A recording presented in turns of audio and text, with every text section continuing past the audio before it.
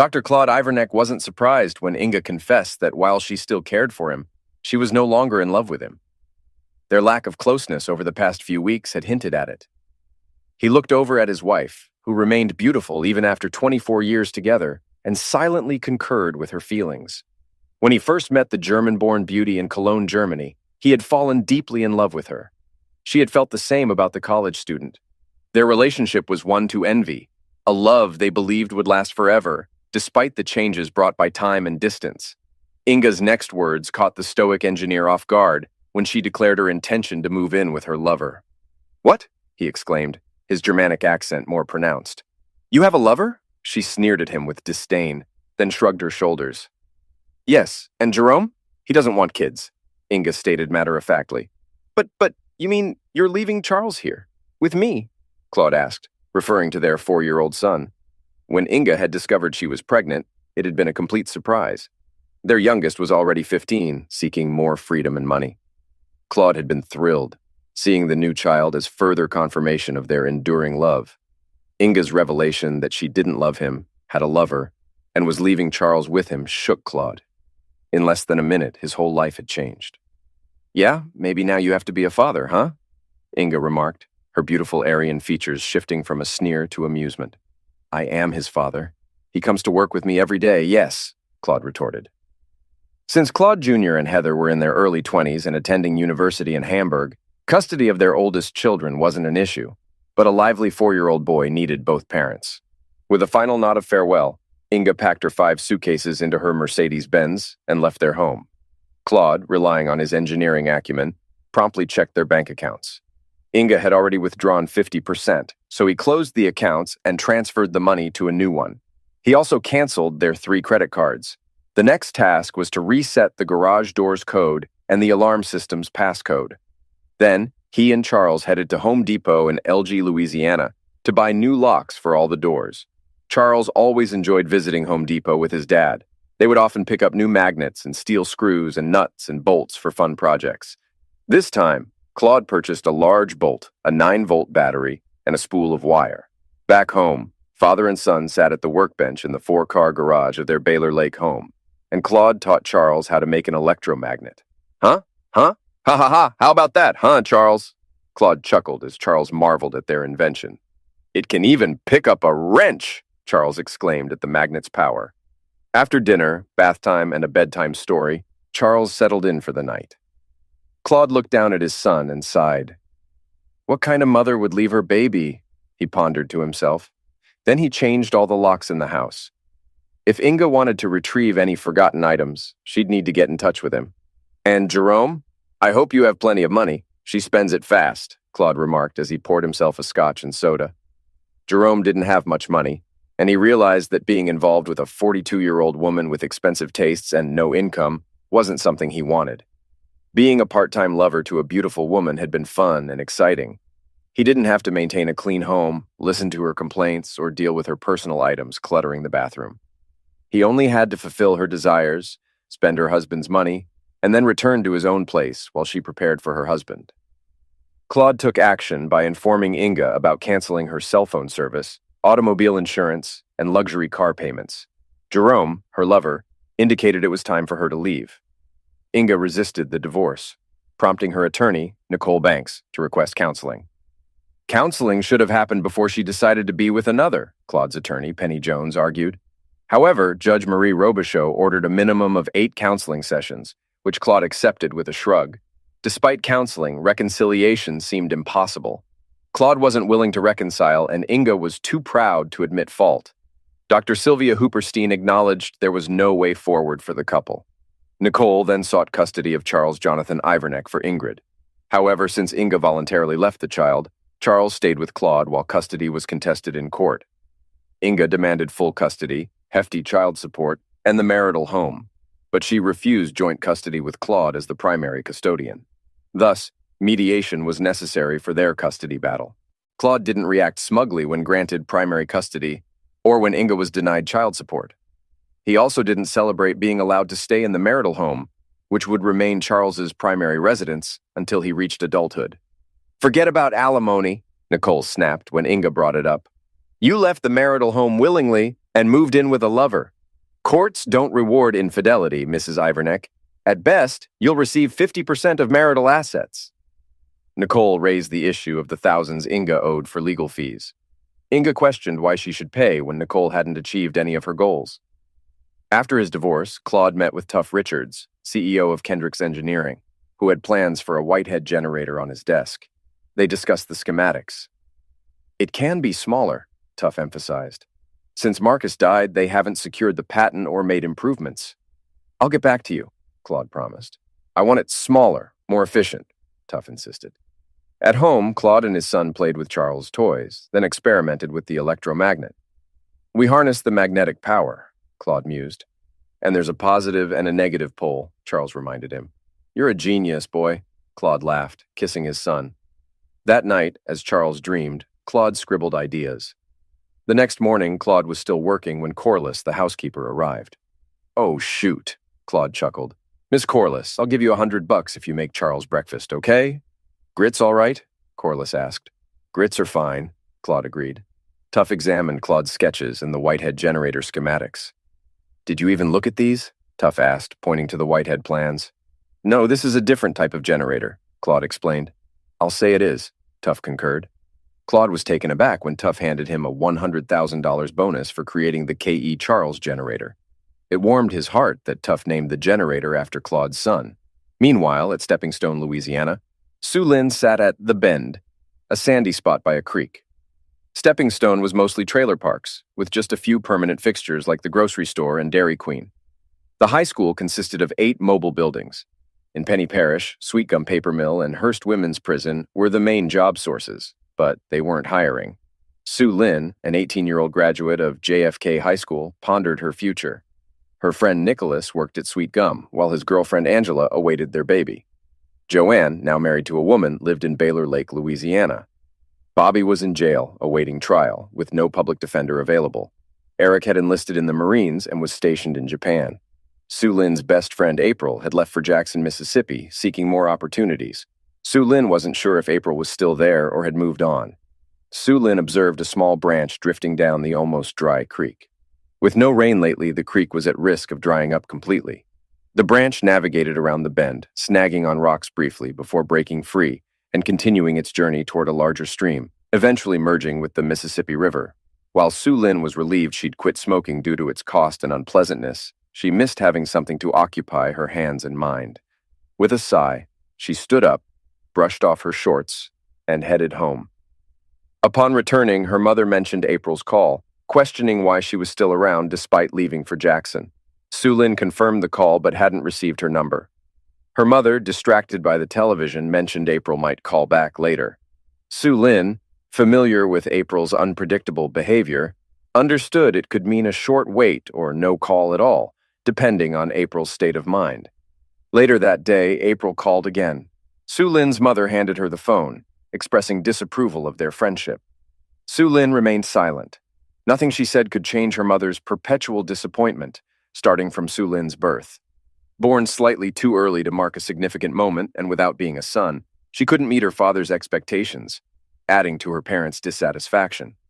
Hey there, what's going on? April shouted tipsily into the phone. Hey, where are you? Sue Lynn inquired. Oh, I'm in Oakleaf, Texas, I told you that, April chuckled. Oak? No, you didn't. Last I heard, you were in Mississippi, Sue Lynn corrected her. April shared details about her life in Oakleaf. She was dancing at Tijuana Jack's, a gentleman's club, and enjoying it. She didn't have to pay for drinks, and usually made $300 or $400 each night. She was staying with another dancer in a rented house. You gotta come up here, girl, April excitedly suggested. I mean, seriously, with the kind of money they're giving me and you being prettier than me? Sue Lynn jotted down the phone number displayed on her phone and confirmed it with April. April drunkenly agreed that it might be her roommate's phone number. Waiting until her mother was in the bathroom, Sue Lynn called Greyhound to inquire about the ticket price to Oakleaf, Texas. She thanked the disinterested woman on the line and hung up just as her mother returned to the room. While Sue Lynn was gathering money for a bus ticket, Dr. Claude Iverneck confirmed that the car was in good condition. The seller, Jericho Tilley, claimed it ran just as well, if not better, than when it was first made. He assured Claude it was completely original. My older brother owned this bike, believe it or not. When he got deployed to Vietnam, he left it with me, threatening to harm me if anything happened to it. the man explained. And he never asked for it back? Claude inquired. He, lost both legs over there, Jericho said solemnly. Inga agreed to take Charles a day earlier. She truly cared for her son. Charles was excited about spending time with his mother. Tuff jokingly complained about Claude taking a rare day off from work, but acknowledged they could manage without him. While Claude was gathering cash, Sue Lin sat on a Greyhound bus, heading westward. She watched as Stepping Stone, Louisiana vanished from sight. During a 48-minute stop in Pinoak, Louisiana, Sue Lin grabbed a shrimp po' boy and a soda. She doused the sandwich in Crystal's hot sauce and happily ate it, paying little attention to the three young men trying to catch her eye. She briefly considered if her halter top and Daisy Duke shorts were appropriate travel attire. Ignoring the young men only encouraged them further. One of them approached her as she sat on a bench, eating. So, where are you headed? The young man asked nervously. Oakleaf Correctional. My husband's getting released tomorrow. He was in for illing one, but the last witness just passed, so there's no one left to testify. Sue Lin replied calmly. She wasn't sure if there was a place called Oakleaf Correctional, but she doubted the young man knew either. The young man muttered something in Spanish and hurried away from Sue Lin. She didn't smirk. She simply finished her sandwich and then used the restroom. 2 hours later, the bus arrived at the DeGard Inn. Sue Lin looked around curiously. Her friend Joanne and Joanne's spouse, Joey, attended the University of Louisiana at DeGard. Peering through the window, she wondered if the distant buildings were part of the college. As Dr. Claude Iverneck boarded the bus, he scanned the crowded seats, realizing there were no empty spots available. Take this seat, a pretty young blonde offered. Thanks, he replied, smiling at her. Being 6 feet, 3 inches tall, he towered over her as he stowed his small suitcase in the overhead compartment. He clutched his briefcase tightly as he settled in. Do you know where the university is? Sue Lin asked the tall, handsome man. Yeah, it's right over there, he said as the bus started moving. There? She pointed to the buildings she'd seen earlier. Yes, and that's where I work, Dr. Claude smiled, indicating the Kendricks Engineering Building. And over there, we're constructing a new building for hydraulic pumps and possibly the K.E. Charles generator. Where are you from? The girl inquired, smiling at his distinctive accent. I grew up in Tremblink, Poland. Then my family moved to West Germany, Claude explained, smiling. He mentally kicked himself for forgetting his tablet at work. He had downloaded a book on perpetual motion and energy, and had hoped to study it further based on a hypothesis proposed at a symposium in Finland 3 years ago. So, how long have you been in America? Sue Lin asked. I moved here 2 years after graduating from the University of Hamburg, so it's been 23 years now, Claude admitted. I've lived in Louisiana my whole life, Sue Lin shared. By the time they arrived in Houston, Texas, Sue Lin was tired from the journey. She made her way to the departure area for the bus to Oakleaf. A Greyhound employee informed her that the bus from Shreveport would arrive in another 93 minutes. Your suitcase? Claude asked the girl. I don't have one, Sue Lin replied. Where are your clothes? Your makeup? Claude inquired. Makeup's right here, Sue Lin replied, showing him her small purse. Claude bought Sue Lin a sandwich and juice inside the large terminal. Then they sat on a bench in front of where their bus would be arriving and ate. By the time the bus pulled up, Sue Lin was asleep, leaning against Dr. Claude Iverneck. The driver smiled as the tall man woke up his companion. Your daughter seems worn out, huh? The driver remarked. It's been a long trip, Claude replied, not correcting the driver's assumption. Even though there were many available seats on the bus, Claude and Sue Lin chose to sit together. So, what's the plan when we get to Oakleaf? He asked her. He checked his watch. We should arrive around 11 o'clock, maybe later, he said. I don't know. I'll just call April and see what's up. Sue Lin shrugged. And if you can't reach her? Claude persisted. We'll figure it out. Sue Lin shrugged again. Sue Lin fell asleep as the bus rumbled toward Oakleaf, Texas. She leaned against Claude, snoring lightly. She didn't wake up when the bus made stops in Great Oak or Sweet Oak. Claude gently shook her awake when the driver announced their arrival in Oakleaf. Slowly stepping off the bus, she looked around for a payphone. I have a cell phone right here, Claude offered. Thanks, Sue Lin said. She dialed the number. It rang 4 times before April's roommate's answering machine picked up. Darn, Sue Lin muttered. Come on, I have a room here, Claude directed. Sue Lin followed without question. Claude checked in and took the electronic key from the bored-looking woman. I thought you said it was for a single occupant, the clerk remarked. I changed my mind, Claude replied. Man, I smell, Sue Lin murmured as they walked to room 133. It's all right, I'll cover the shower bill, Claude teased. Great, she smiled. Before Claude could mention that he needed to use the restroom first, Su Lin was already in the small, clean bathroom, turning on the taps and climbing into the deep tub. When Claude heard the shower stop, he waited a few moments. What are you going to sleep in? Claude asked through the closed door. My clothes, Su Lin replied as she dried her hair with a towel. Even the ones that smell from the road? Claude inquired. He pulled his undershirt out of his suitcase. Here, wear this, he insisted, passing the undershirt through the partially opened door. Cool, thanks, Su Lin said, taking the tank top. When Claude heard the sound of the motel's cheap hairdryer, he knocked on the bathroom door again. Su Lin, I really need to use the bathroom, he demanded. Oh, I'm so sorry, Su Lin exclaimed and opened the door. She walked out wearing his undershirt, which hung down to just above her knees. Claude paid it no mind. His need to urinate was urgent at this point. He hurried past her, relieved to finally empty his bladder. Afterward, he found his pajamas in his small suitcase. By the way, you're not getting this back, Su Lin teased, gesturing to the undershirt. Oh, I'll tickle you, Claude threatened, smiling. He showered quickly and changed into his pajamas. Then he brushed his teeth, wondering if Inga would remember to have Charles floss his teeth. The boy didn't enjoy it and would complain throughout, but their dentist stressed the importance of instilling healthy oral habits early on. What are you watching? Claude asked as he entered the main room. Heard that girl mention they had movies? Su Lin replied, sitting on the bed and watching XXX film. But this is obscene, Claude exclaimed. Su Lin hid the remote control behind her and smirked at his discomfort. She patted the bed next to her. Come on, watch this with me, she insisted. Oh my God, that's got to. That would hurt, wouldn't it? Su Lin asked, observing the rough scene.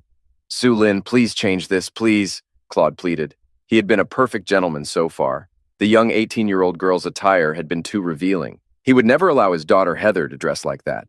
She had touched him, his arm, his hand, his leg as they rode the bus, as they talked. She had leaned heavily against him as she slept. He had resisted all temptation. He missed Inga, missed their intimacy. Claude turned his head to object to her leaning against him, and to the dirty movie they were watching. As he turned, Su Lin's hand brushed against his face and she leaned in. Thank you, Claude, she whispered, planting a kiss on his lips. Why thank you for what? Claude asked when she pulled back. For letting me stay here with you, for giving me your shirt, Su Lin whispered against his chest. You're welcome, he murmured. Su Lin, you don't have to. Claude started to protest. Wow, you're tall, Su Lin exclaimed, looking up and kissing him again, this time with more passion. Claude stopped resisting. Any reservations he had about being in a motel room with a girl younger than his daughter vanished. Fortunately, Su Lin reached climax quickly, and then they fell asleep. So, when are you going to your friends? Claude asked. Huh? Su Lin mumbled, waking up. Sunlight streamed into the room through a gap in the curtain. Claude was already dressed. Su Lin looked around, still groggy. When are you going to call your friend? Claude clarified. Oh, yeah, okay, Su Lin replied, her eyes filling with tears. Just let me use the bathroom and... What's wrong? Claude inquired. She got out of bed, still without clothes, and walked past him, trying to hold back her tears. What's the matter, Su Lin? Tell me, Claude asked gently, taking her hand. Nothing, she snapped. No, really, what's wrong? He pressed. Let me go. I need to use the bathroom, okay? Su Lin spat, heading towards the bathroom. He released her, and she marched into the small bathroom. Once inside, after taking care of business, she retrieved her halter top and shorts from the bathroom floor. After putting them on, she stomped back out, searching for her flip-flops. What's wrong now? Claude demanded, seizing her hand again. Nothing, Su Lin snapped. No, really, what's bothering you? He insisted, sitting on the bed. Nothing, okay, just let me go, she demanded. No. What's on your mind, Su Lin? Claude asked gently, pulling the struggling girl onto his lap. You were intimate with me, and I thought it meant something, you know? Su Lin suddenly cried. It did! It was wonderful, Claude admitted. I mean, it was wonderful, so wonderful. He gently caressed her tearful face and kissed her trembling lips. Then why were you in such a hurry to get rid of me? She sobbed, wrapping her arms around his torso and burying her head against his chest. Su Lin, dear, I wasn't, Claude assured her, gently rubbing her back and stroking her arm. But you came here to see your friend, right? Well, yeah, but that was before, Su Lin said. Before what? Claude inquired. Before we... You know, Su Lin stated. And now that we have? Claude asked. I, I don't know, Su Lin admitted. I'm buying a car. Do you want to come with me? Claude offered. Okay, Su Lin agreed. She made sure to grab the undershirt from the floor and stuffed it into her purse. After finding her flip-flops, she was ready to leave. Damn, is Inga taking forever? Claude remarked. Su Lin's eyes widened in surprise as she stared at Claude. You're Inga? You're married? She gasped in horror. Huh? Oh no, my dear Su Lin, Claude reassured her. No, we're divorced, yeah. It's been about 3 or 4 months now. Su Lin glanced at his ring finger, but saw no faint tan lines in the dimly lit room. Convinced, she took his hand. After a final glance around the room, Claude grabbed his suitcase and briefcase, and they exited. Thanks, everything okay? A clerk asked as Claude returned the room key. Yeah, everything's good, Claude confirmed. Now, where can we get breakfast? The Oakleaf Diner is right across the street, Su Lin pointed out, peering through the glass doors at the truck stop. Perfect, Claude exclaimed. Now where's Big Street, 1217? Cross the street, 2 blocks left, take a right, and about 3 blocks down. Sugar, the woman directed, pointing. Give me the suitcase, Su Lin insisted as they left the motel. I'll carry it. Good, Claude agreed. At the diner, Claude called Jericho Tilly to inform him they were having breakfast before heading to the location. Just knock on the side door, Jericho instructed. Su Lin ordered steak and eggs, amusing Claude when she finished her entire breakfast, and even stole a biscuit from his plate. Then she excused herself to the restroom. As she came back, Claude observed a hefty trucker trying to stop Su Lin. Inga might have paused and flirted lightly. She would have also kept an eye on Claude to see if she was upsetting him. If Claude showed signs of being upset, Inga would have increased her flirting. She played a lot of games like that, Claude mused to himself. Su Lin didn't hesitate. The trucker extended his hand to block her path, but Su Lin just slipped under his arm and kept walking. Some people chuckled. The trucker turned and glared at Su Lin, including Claude in his angry stare. Let it go, Jimbo. She didn't want to talk to you, the waitress instructed the upset man. Damn bitch, Jimbo grumbled as he stomped away. Ready to go? Su Lin asked after finishing her coffee. Yep, Claude confirmed. They strolled along the bustling street, then turned onto a side street. Claude couldn't help but notice that city blocks in Texas seemed much longer than those in Louisiana. And here we are, Claude said, checking the mailbox. Thank goodness my legs are about to fall off, Su Lin chuckled. How far do you think we've walked? Yeah, these flip-flops aren't great for walking, Claude agreed. Jericho Tilly led the couple to the garage at the back of the property. Claude smirked. Jericho was talking to him, but he couldn't take his eyes off Su Lin. Wow! Su Lin exclaimed when Jericho unveiled the car. It was white with a red vinyl convertible top and seats. Wow, this thing is huge. The hood alone must be a mile long, huh? Su Lin remarked, eyeing the 1964 Chevrolet Corvette. I came to America, and my next-door neighbor had one just like this, Claude said, admiring the car. I told myself I'd get one someday. Well, Claude, this Corvette can be yours if the price is right, Jericho said, mimicking the game show announcer from The Price is Right. 69,000, right? Claude asked. Exactly, Jericho confirmed, watching as Su Lin leaned over to look inside the car. So, why are you selling this? Su Lin suddenly inquired. Well, the doctor says I've got cancer, Jericho admitted, and I've got 2 boys. If I leave the car to one, the other's going to be upset. So this way I can just give them each half the money and let them buy whatever they want. Sorry to hear about the cancer, Su Lin said softly, placing a comforting hand on Jericho's arm. Yeah, well, it happens, right? Jericho smiled. Can I test drive? Claude requested. Sure thing, I'd expect you to, Jericho agreed. Claude handed his briefcase to Su Lin, grinning widely as he opened the car door and slid into the low-slung automobile. He flexed his hands on the steering wheel a few times, then started the car. After a moment of listening to the finely tuned engine, he eased the car out of the garage and drove away. You want a cup of coffee or something? Jericho offered Su Lin. Just don't make that hazelnut stuff, okay? Su Lin requested, following Jericho to the house. Hey, Dad, some guy just drove off in damn that Corvette, a man in his early 30s exclaimed, then paused when he saw Su Lin. My oldest, Elroy Tilly, Jericho introduced the young man, who was now flexing his bare chest.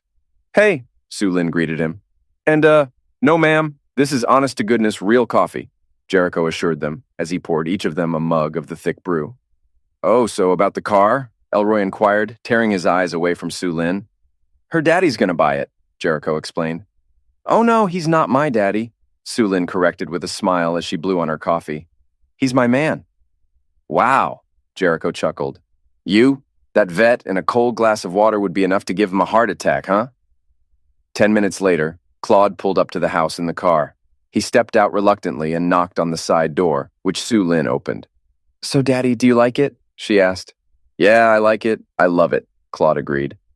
Claude entered the house and briefly narrowed his eyes at the sight of Elroy flexing shirtless, but then he softened. Su Lin seemed oblivious to the young man's antics. Got the briefcase? Claude inquired. Su Lin retrieved it from under the kitchen table and handed it to him. Jericho invited Claude to sit down. Su Lin sat to Claude's right and rested her hand on his arm. Elroy left the kitchen. Well, all right, just need to sign some papers and you all can be on your way, Jericho said. Got the money? Claude opened the briefcase, revealing $69,000 in $100 bills. Jericho counted it out slowly. Oh, and the tarp? It's a custom-fitted cover, Jericho added. Was going to sell it on eBay, but your girlfriend here convinced me to throw it in with the car. Told him he didn't know how long it'd take to sell that thing, Su Lin told Claude. My girlfriend? She's sharp, Claude remarked as he read the sales contract. Thank you, Su Lin said, resting her head on Claude's shoulder. 68 and 69, Jericho counted. I'll just sign this title, and you, my friend, are the proud owner of a 1964 Corvette, one of the finest machines ever built. Let's go, girlfriend, Claude said, grabbing his empty briefcase and suitcase. I'll get the car cover, Su Lin said, opening the kitchen door. Brother, how did you... dang, Jericho praised as they watched Su Lin head to the garage. Don't drag it, Claude cautioned. Well, obviously, Su Lin called back as she started rolling the cover into a ball. How did I find her? Claude mused, then shrugged. Su Lin got emotional when Claude suggested calling April. Isn't it silly to come all this way and not see your friend? Claude reasoned as they drove out of Jericho's driveway. Yeah, you're right, Su Lin agreed. What time is it? April's roommate snapped when she answered the phone. Is April there? Su Lin asked calmly. She's sleeping, what do you want? The roommate snapped before hanging up.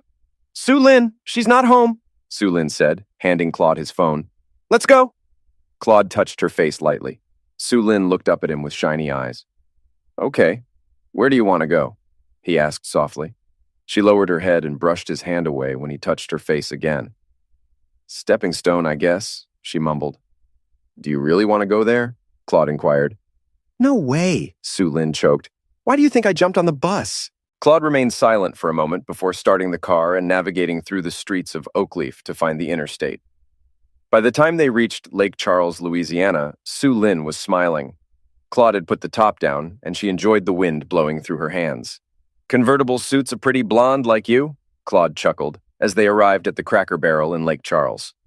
Once again, Su Lin amused Claude as she devoured a sunrise sampler breakfast and nibbled on his catfish dinner, accompanied by 2 orange cream sodas. I need to use the restroom, she suddenly announced. I'm not surprised. You'll burst if you don't, Claude teased, and she grinned at him. Wow, I was jealous when I saw the car, another man said as Claude and Su Lin approached the Corvette. But looking at her, now I'm really jealous. Su Lin smiled but didn't respond to the man. When Claude got into the driver's seat, she pulled him in for a passionate kiss.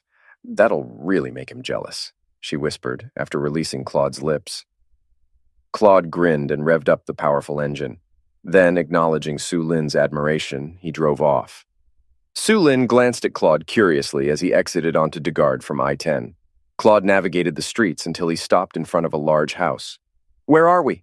Su Lin inquired. My place, Claude replied as he exited the running car. He entered a code, then drove the car into the garage as the door lifted. After getting out again, he opened Su Lin's door. Welcome home, Su Lin, he greeted. Taking his hand, she followed him to the garage door, which he closed with another code. Then he entered another code, unlocking the door to his home's kitchen and guiding her inside. Su Lin explored, smiling at Charles's booster seat, and trailed Claude to the living room. Once more she glanced around, noting the large TV, and teased Claude about watching similar movies to the previous night. What movies? Claude asked. The ones like we watched last night with the action, Su Lin giggled. Do we really need movies? We have the real deal right here, Claude remarked. Yeah, but they're entertaining, Su Lin insisted. So where's our room? Aren't you tired? Yeah, I am, Claude admitted. Su Lin took his hand, and he led her to his bedroom.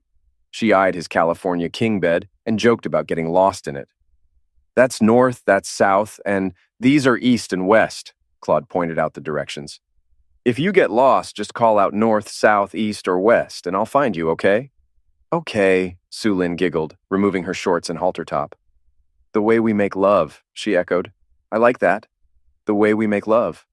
Claude realized that apart from the tank top, Su Lin had only one outfit, which wasn't suitable for many places in and around Degard, Louisiana. At 18, she was old enough to work at places like the Dead End Bar, but not old enough to eat there, which seemed ridiculous to Claude. At 4 o'clock, Claude woke Su Lin up, and she smiled when he told her they had somewhere to go. Despite her attempt to reach for him, he gently pushed her hand away. Get dressed. We're heading out, he instructed. Sure, okay, she shrugged. After dressing, she spent a few minutes brushing out her tangled blonde hair. Claude, already dressed in slacks and a dress shirt, pulled on his shoes as she finished styling her hair into a ponytail. I must be crazy, Claude muttered to himself as the young-looking girl followed him to the garage. He grabbed the remote control for his pickup truck and placed it on the visor of his classic Corvette. So, where are we going? She asked, leaning against him. First, we're going to Abdul's. You need some clothes, Claude declared.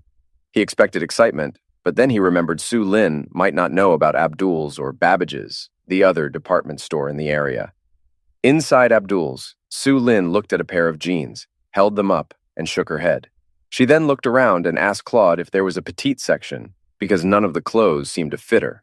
A saleswoman directed Su Lin to the petite section, and she nodded in satisfaction before looking back at Claude. What are we getting? She asked. Well, first we need something for dining out. Then maybe something casual to relax in at home, he explained. I've got your shirt, Su Lin pointed out. And I have a 4-year-old boy, Claude added. Oh, I see, Su Lin replied, understanding. She selected 2 blouses, 3 pairs of shorts, 2 pairs of jeans, a button-up blouse, and a few t-shirts. Additionally, she chose 3 dresses and a cute nightgown, along with some panties and 3 bras. Su Lin also delighted Claude by grabbing 2 packages of pantyhose, knowing about his pantyhose fetish. Inga rarely indulged this desire, preferring bare legs most of the time.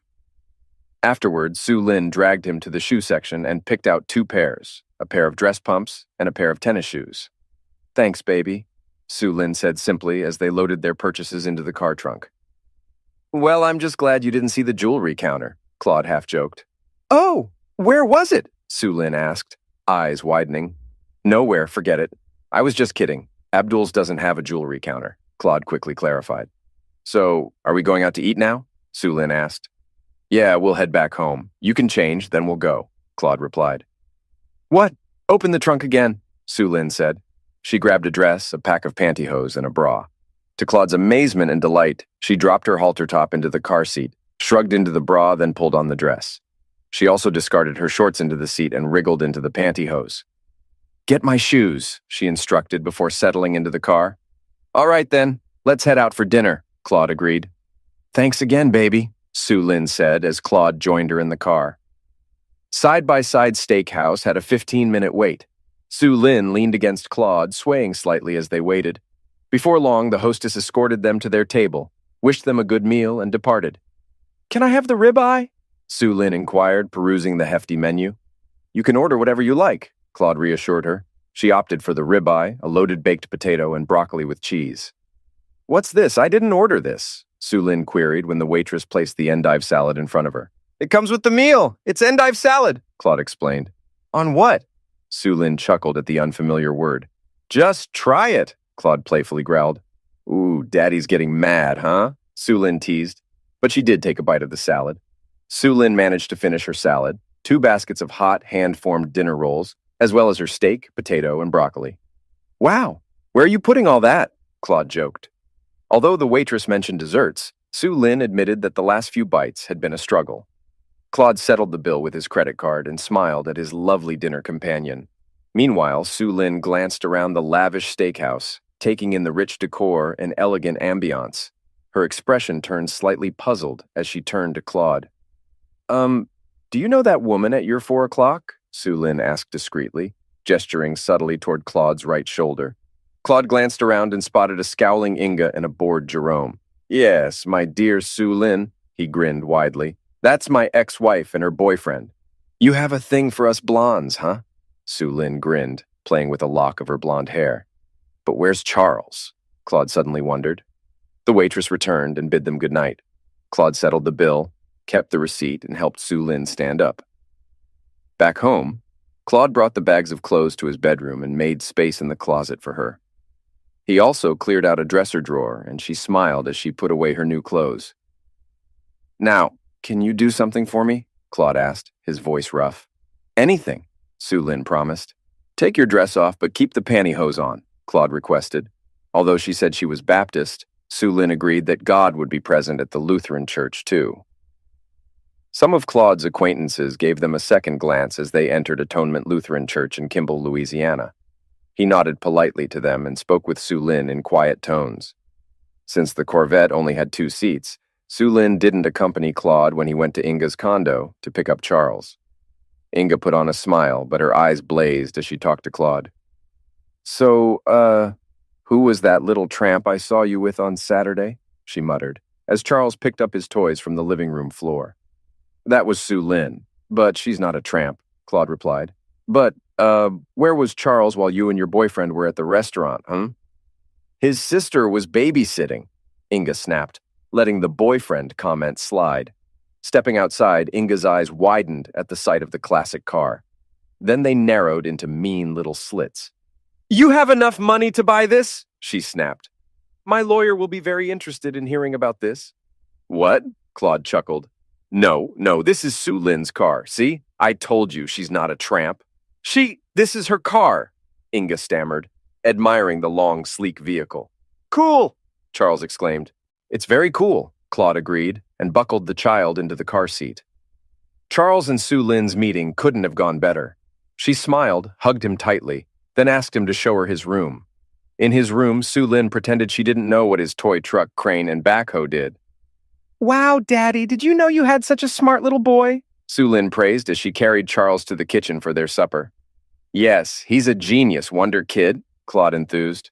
But I bet he doesn't eat green beans, does he? Su Lin teased. Uh-huh, Charles confirmed and ate his string beans. He hates green beans, Claude confided to Su Lin. She was duly impressed by the electromagnet and ran around the small workshop, finding things for the device to pick up. At 8:30, Claude had to threaten them both with punishment before Charles would take his bath. I love you, Su Lin, Charles declared. Oh, well, I love you too, Charlie Iverneck, Su Lin smiled as she and Claude bathed the 4-year-old boy. Charles finally drifted off to sleep.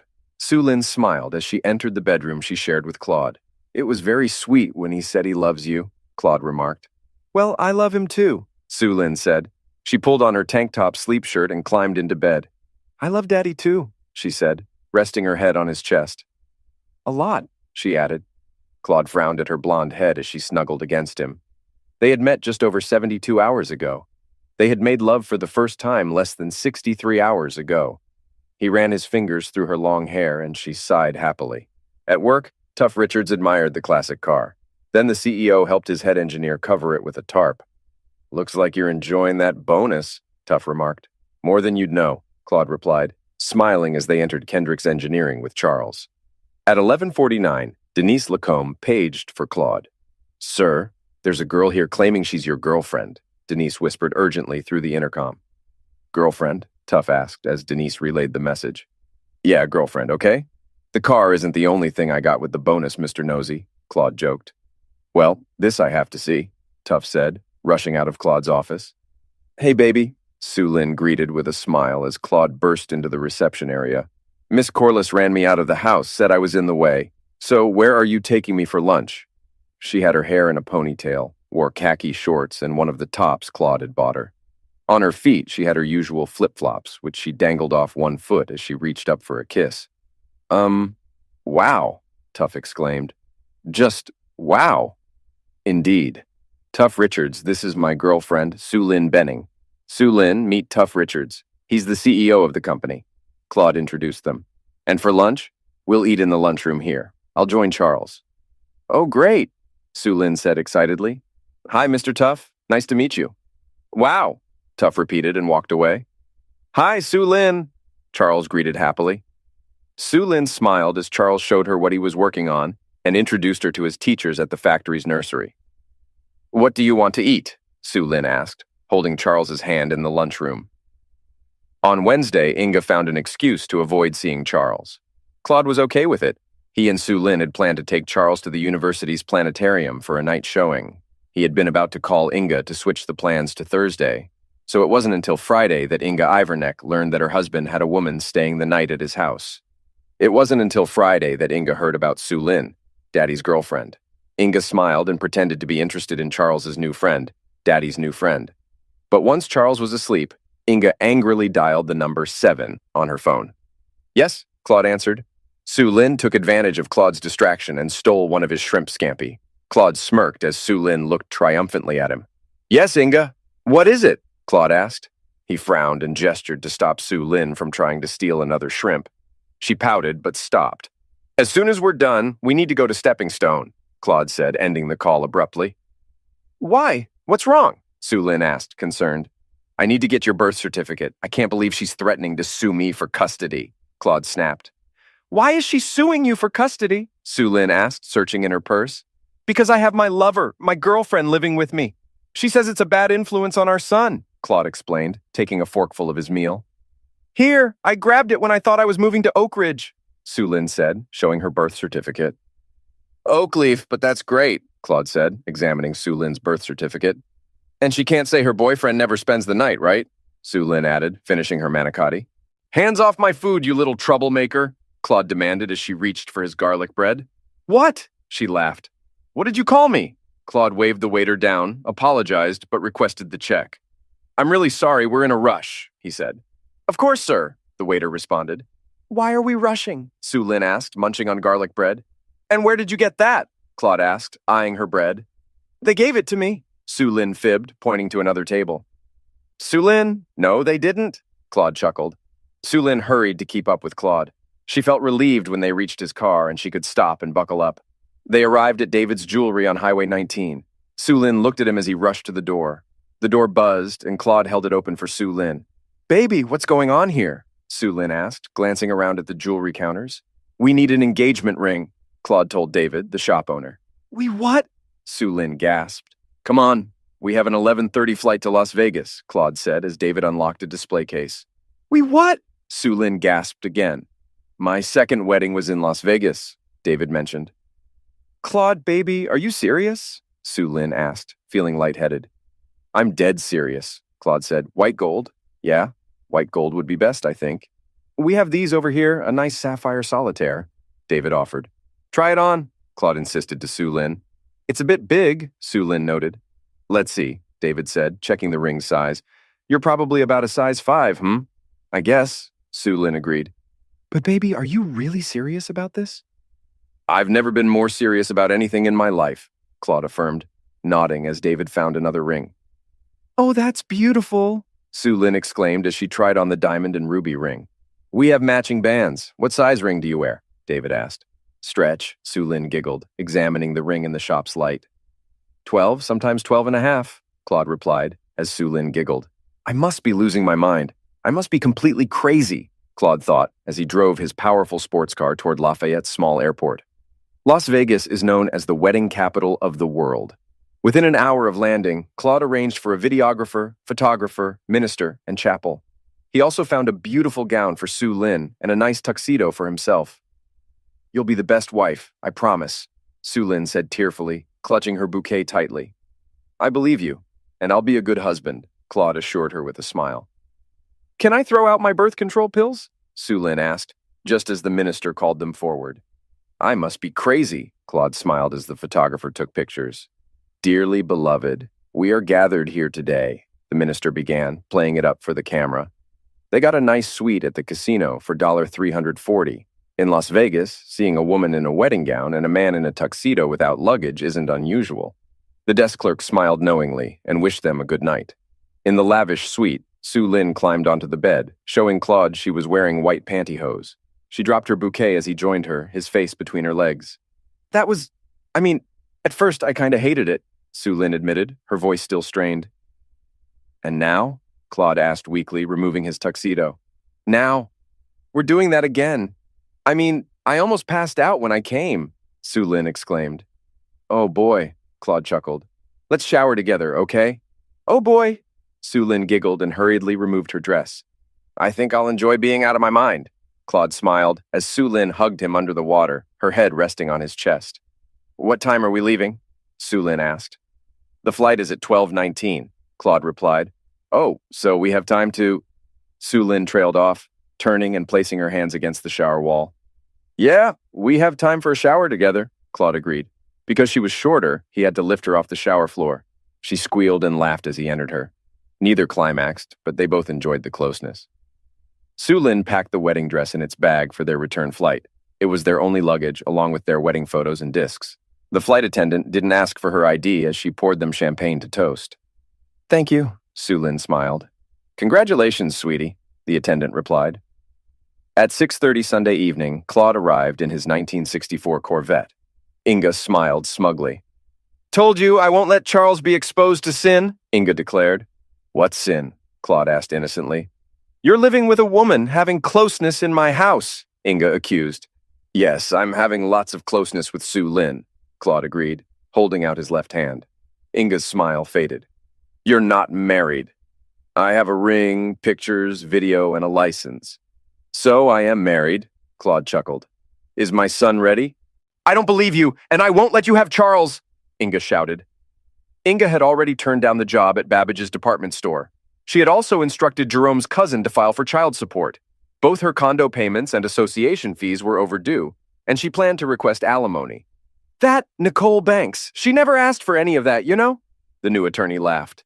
Inga watched her plans crumble. If Claude's claims were true, she had no chance of full custody, child support, or alimony. You have to let me have our son. I have custody, Claude stated firmly. If you don't, I'll call the police and show them the court papers. Realizing she had lost, Inga slammed the door and made Charles cry as she pulled him to the front door. Back at home, Su Lin comforted Charles. Then they played while Claude prepared dinner. After eating, Su Lin bathed Charles and dressed him. Both she and Charles called for Daddy, asking for a bedtime story.